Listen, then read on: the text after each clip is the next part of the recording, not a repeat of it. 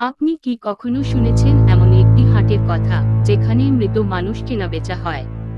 হ্যাঁ, বাংলাদেশেই এমন একটি হাটের গুজব ছড়িয়েছে যেখানে প্রতি শুক্রবার রাতে লাশ কেনাবেচা হয়। আজকের ভিডিওতে জানব এই ভয়ঙ্কর রহস্যের পেছনের সত্য, বাস্তব ঘটনা, ইতিহাস আর স্থানীয়দের অভিজ্ঞতা যা আপনাকে চমকে দেবে। সবকিছু শুরু হয় প্রায় 20 বছর আগে।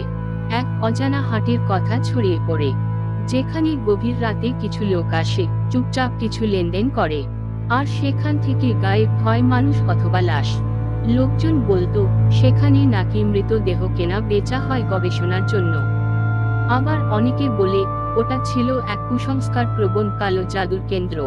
স্থানীয়রা বলছে তারা মাঝরাতে অদ্ভুত গাড়ির শব্দ শুনেছে, কেউ কেউ দেখেছে মুখ ঢেকে থাকা লোকজন লাশের মতো কিছু উঠাচ্ছে পিকআপে, কিন্তু কেউ সামনে যেতে সাহস করেনি। এক বৃদ্ধ বলেছিলেন ওখানে যাওয়া মানে নিখোঁজ হওয়া। 2015 সালে এক সাংবাদিক এই হাট নিয়ে অনুসন্ধান করতে যান।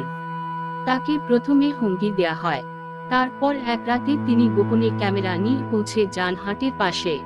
সেখানে তিনি রেকর্ড করেন একটি গাড়ি আসে, দুজন লোক একটা বস্তা নামায়, কিন্তু হঠাৎ ক্যামেরা বন্ধ হয়ে যায়। পরদিন সেই সাংবাদিক নিখোঁজ হয়ে যান 3 দিন পরে অচেতন অবস্থায় পাওয়া যায় এক হাসপাতালে। এই হাটের ঘটনা নিয়ে কেউ কিছু বলতে চায় না। পুলিশ বলছে কোনো প্রমাণ নেই, কিন্তু ভিডিও ফুটেজ, মানুষের কথা এবং মাঝরাতের অদ্ভুত কার্যকলাপ সব মিলিয়ে রহস্য ঘনিয়ে ওঠে। অনেকে মনে করে এটি এক চক্র যারা মৃতদেহ পাচার করে দেশের বাইরে গবেষণাগারে। আবার কেউ বলে এসব শুধুই ভয় তৈরি করার কৌশল। এই হাটটি আগে নাকি ছিল এক পুরনো কবরস্থান। ব্রিটিশ আমলে এখানে ফাঁসির বন্দীদের কবর দেয়া হতো, তাদের আত্মাই নাকি এখানে ভাসছে এখনো। অনেকেই বলেছে রাতের বেলা এই হাটে লাশ হাঁটতে দেখা গেছে।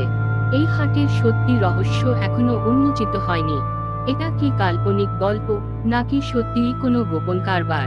আপনি কি মনে করেন এই হাট আসলেই আছে, নাকি এটা একটা ভয়ের গল্প? কমেন্টে জানান আপনার মতামত। আর এমন আরো ভয়ানক ভিডিও পেতে দেশ ছবি চ্যানেলটি সাবস্ক্রাইব করতে ভুলবেন না।